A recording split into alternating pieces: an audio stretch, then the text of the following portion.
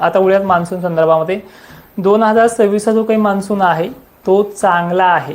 टक्केवारीनुसार पाऊस ह्या तुलनेमध्ये कमी होतो, याचा अर्थ बऱ्याचशा शेतकऱ्यांचा फायदा देखील होतोय। जितकं नुकसान झालं तितकं नुकसान पुढच्या वर्षी होणार नाही आणि जे काही जलप्रलय, महाप्रलय, मुसळधार असे जे काही पाऊस आहेत त्या वर्षी सुद्धा आहेत। ठीक आहे, 2024ला भोकरदन, जाफराबाद, कन्नड, सिल्लोड, मंठा वगैरे भागात सुद्धा ढगफुटी झाली आहे। ते प्रकार 2026 मध्ये सुद्धा आहे। मग टक्केवारी का कमी सांगताय किंवा पाऊस थोडा तरसवणार का सांगतायत? एक्झॅक्टली ही दरवर्षी घडणाऱ्या गोष्टी आहेत। पश्चिम महाराष्ट्र, अंबड पट्टे, बीड जिल्हा, जालना जिल्ह्याची पश्चिमेकडील बाजू, त्यानंतर अहिल्यानगर, छत्रपती संभाजीनगर, खानदेश, सांगली, सातारा, सोलापूर, कोल्हापूर या भागामध्ये जी मायक्रो थेंबाची जाडी आहे ती सुद्धा जून आणि जुलैच्या टप्प्यामध्ये राहणार आहे। त्यानंतर परतीचा मान्सून सुद्धा सगळ्यांच्या विहिरी तुडुंब भरेल, काही ठिकाणी नकोसा सुद्धा करेल अशी परिस्थिती आहे। तरसवणार फक्त 2च महिने।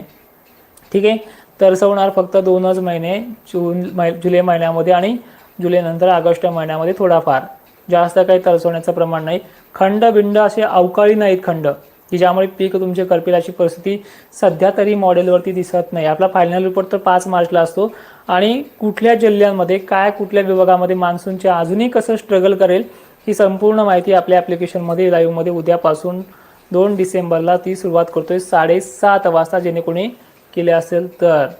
ठीक आहे, तर आता त्यानंतर आपण उन्हाळ्याच्या बाबतीत बोलूयात, कारण की मला थोडं शॉर्टमध्ये घ्यायचा, पुढे देखील काम भरपूर आहे। तर बघा, मार्च महिना आणि फेब्रुवारी महिना WDची शिकार वरती आहे। उत्तरेकडची थंडी, उत्तरेकडचं बाष्प पूर्णपणे MP, राजस्थान, गुजरात अशा भागांना परेशान करणार आहे। गारपिटीची सिस्टम सध्या EMP पर्यंतच मॉडेलनुसार चित्र स्पष्ट दिसतंय, महाराष्ट्राकडे ते दिसत पण नाहीये।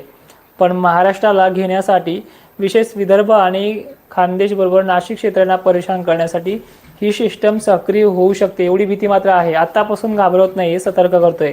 मग आता तुम्ही विचार कराल की मग लागवड करू का नको, एवढे पिकं घेऊ का नको, तर एक्झॅक्टली घ्याच म्हणेल।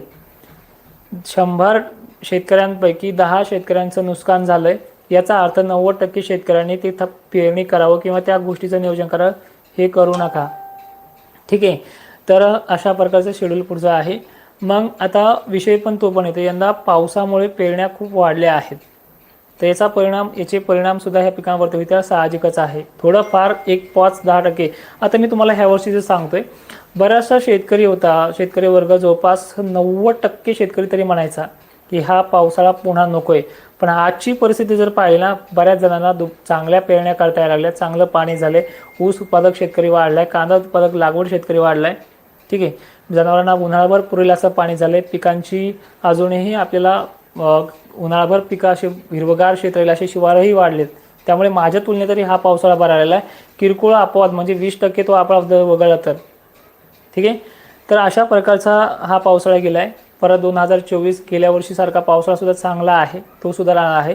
एक्झॅक्टली बऱ्याच जणांचा असा परिणाम झाला आहे की मी अंदाज तसा सांगितला की पावसाळा 10-20% कमी होतोय, याचा अर्थ बऱ्याच जणांनी मेसेज असे बनवलेत की लगे ओला दुष्काळच पडतोय। आज ही माहिती तुम्हाला गुड न्यूज सांगितली, ती सांगणं गरजेचं आहे, कारण की ते सुद्धा लोक आपल्या ॲप्लिकेशनमध्ये येऊन लाईव्ह पाहायला लागलेत। मला अपमान नाही करायचा कुणाचा, पण ठीक आहे, पाहू द्या।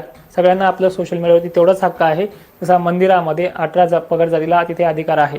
ठीक आहे, तर आपलं ॲप्लिकेशन सुद्धा त्या पद्धतीने बनवले आहे। आणि किती फी लावली तुम्हाला? फक्त 10 रुपये महिन्याला, म्हणजे एकदा 120 रुपये भरले की 12 महिने तुम्हाला पैशाची गरज नाही, मला पण नाही, आणि मी ॲप्लिकेशनचे चार्जेस वसूल करतोय, बाकी मला कुठल्याही इन्कमची गरज नाही आहे। तर तुमचे काही कमेंट्स असतील तर कमेंट करा, उत्तर देण्यासाठी काबिल आहे, पुन्हा लाईव्ह होणार नाही आहे।